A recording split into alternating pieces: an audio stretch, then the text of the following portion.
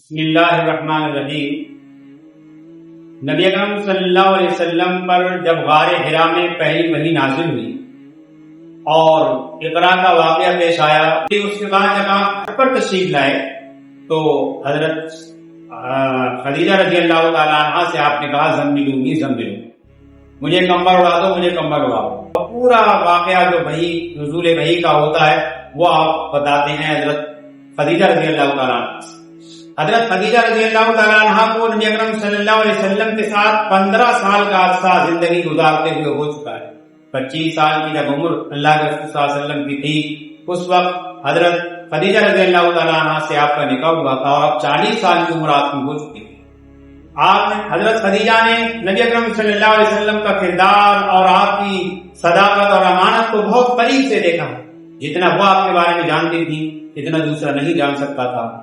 جیسے ہی اللہ کے رسول صلی اللہ علیہ وسلم نزول وحی کا واقعہ اور سناتے ہیں، حضرت خدیجہ رضی اللہ تعالیٰ عنہ آپ پر ایمان لاتی ہیں، آمنا صدقنا کہتی ہیں اور وہ مشرف اسلام ہو جاتی ہیں۔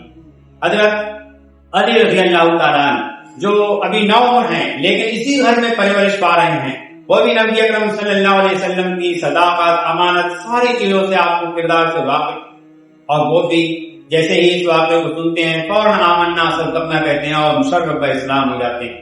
حضرت زید رضی اللہ تعالیٰ عنہ کے بارے میں آپ جانتے ہیں کہ انہوں نے اپنے والد اور چچا اور گھر والوں کے ساتھ جانے سے انکار کر دیا تھا، نبی اکرم صلی اللہ علیہ وسلم کے ساتھ رہنے کو ترجیح دی تھی، اور وہ نبی اکرم صلی اللہ علیہ وسلم کی اخلاقی کیفیت، آپ کے اخلاق کو، آپ کے برتاؤ کو، آپ کے رویے کو بہت قریب سے جاننے والے ہیں۔